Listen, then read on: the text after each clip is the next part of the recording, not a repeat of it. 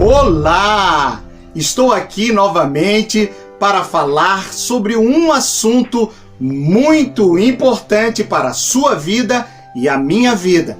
Não esqueça o seu like, compartilhe esse vídeo, se inscreva nesse canal e ative o sininho. Hoje quero abordar um assunto com o tema Igreja é gente, baseado no texto da carta do apóstolo Paulo em 1 Coríntios capítulo 3 e versículo 16, que nos diz assim: Não sabeis vós que sois o templo de Deus e que o Espírito Santo de Deus habita em vós? 1 Coríntios 3 e 16.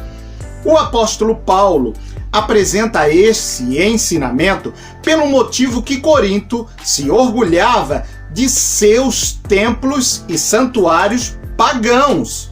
Mas, para Deus, o único templo eram os cristãos de Coríntio, bem como todas as pessoas que aceitam a Jesus Cristo como o único e suficiente Salvador.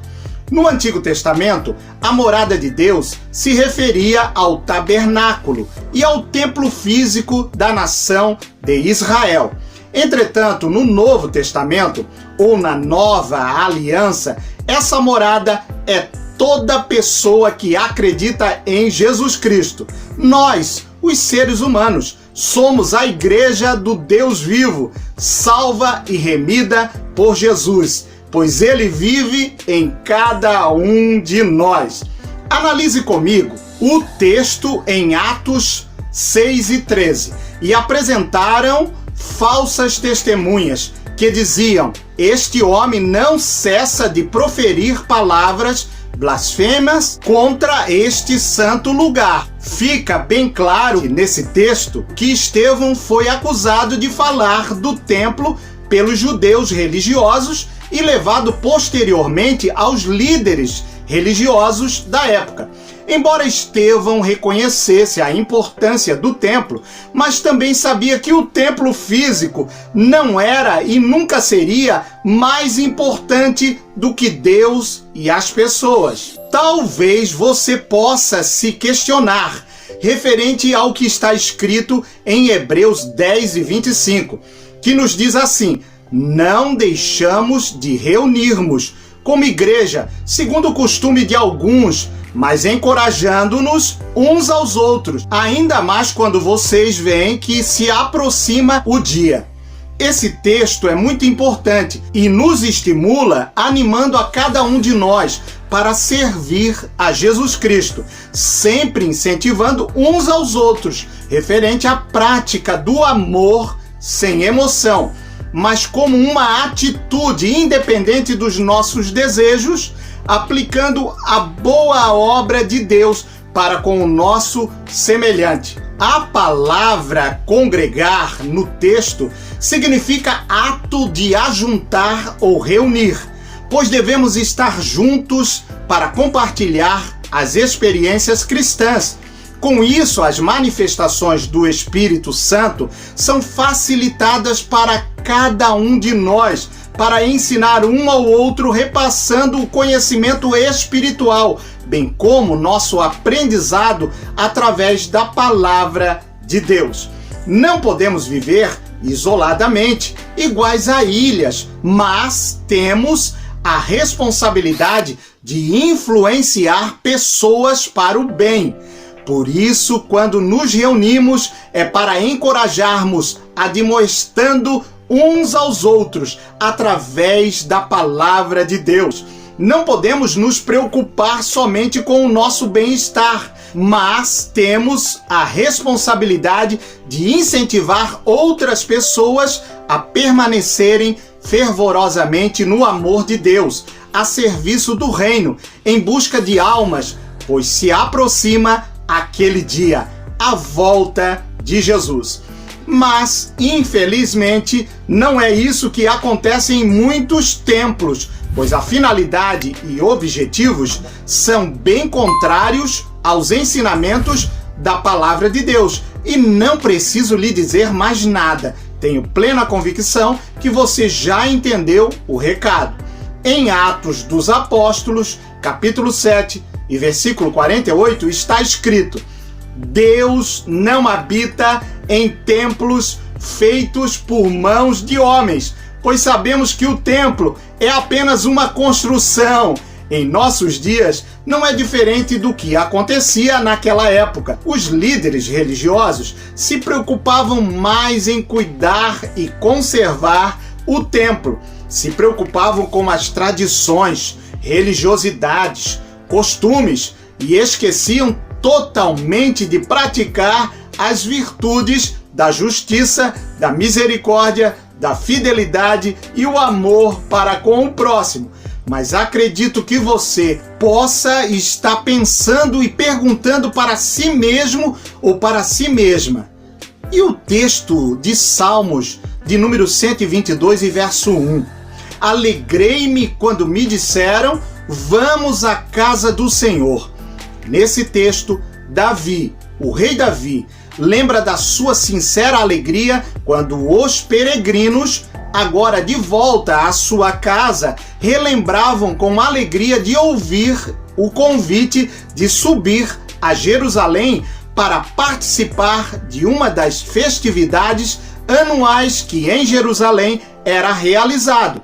Conforme Israel foi crescendo e a população se multiplicava, a regra que decretava que todos os varões subissem a Jerusalém 3 vezes ao ano, na Páscoa, no Pentecoste, nas festas dos tabernáculos, não mais foi obedecida pela maioria dos israelitas. Para alguns, uma única visita em toda a sua vida deve ter sido o que realmente ocorria. Ou então os peregrinos subiam para Jerusalém apenas ocasionalmente. Além disso, isso era diferente para os pobres, os enfermos, os aleijados, que nunca tinham feito a viagem a Jerusalém.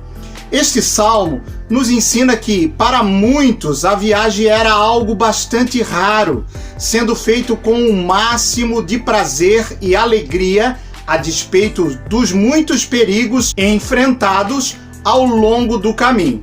Por causa do percurso, pois as viagens a Jerusalém eram raras para os que habitavam em lugares distantes, e por isso, para o efeito de segurança, os peregrinos viajavam em grupos. As provações da viagem chegavam ao fim e tinham grande alegria quando atravessavam os portões da cidade que avistavam para adentrar em Jerusalém. O nome Jerusalém significa fundamento da paz, o local onde estava o templo que foi construído, local onde a Arca da Aliança repousava, bem como era o local para a adoração ao Deus Altíssimo dos hebreus. Alguns estudiosos vinculam a alegria da viagem a Jerusalém ao retorno dos cativos da Babilônia, possibilitado pelo decreto do imperador Ciro. Este versículo é uma metáfora que encoraja a frequência de nos reunirmos com o principal objetivo de encorajarmos uns aos outros, incentivando para falar da viagem espiritual dos peregrinos a Jerusalém celestial, que será a nossa morada na eternidade. O apóstolo Paulo escreve para Coríntios, orientando e explicando a natureza da igreja, das pessoas, onde no próprio texto ele afirma que o povo de Deus é cada pessoa que acredita em Jesus Cristo, bem como essas pessoas são denominadas de templo de Deus, pois o Espírito Santo vive no interior de cada ser humano. Podemos notar que esse assunto é um tema comum no Novo Testamento, em 2 Coríntios 6 e 16, Efésios 2 e 22, Hebreus 3 e 6 e 1 Pedro 2 e 5. Mas, infelizmente, os ditos líderes religiosos ainda se preocupam com o templo físico e se esquecem totalmente das pessoas.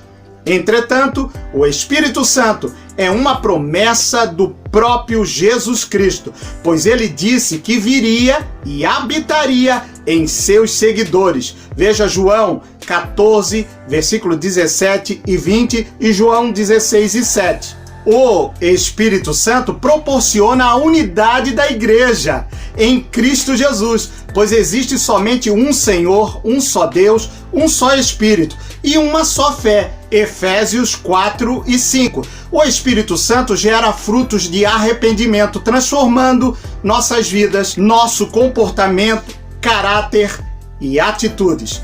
Para ficar bem claro e bem esclarecido, veja o que está escrito em Efésios 2 e 22, no qual também vós juntamente sois edificados para a morada de Deus no Espírito. Então tenha certeza que igreja é gente, são pessoas, e só estaremos unidos por intermédio de Jesus Cristo, através do seu Espírito Santo, porque somos a sua habitação. Eu e vocês somos a morada de Jesus, pois ele habita coletivamente e individualmente através do seu Espírito Santo em cada um de nós. Deus continue abençoando muitíssimo as vossas vidas. Muito obrigado por sua participação nesse canal. Não esqueça o seu like, compartilhe esse vídeo, se inscreva nesse canal, ative o sininho e também deixe o seu comentário. Saiba que aqui nesse canal sempre tem assuntos importantes que vão esclarecer e edificar sua vida espiritual. Finalizando, deixo aqui meu grande abraço do seu amigo Pastor Charles Fernandes e família.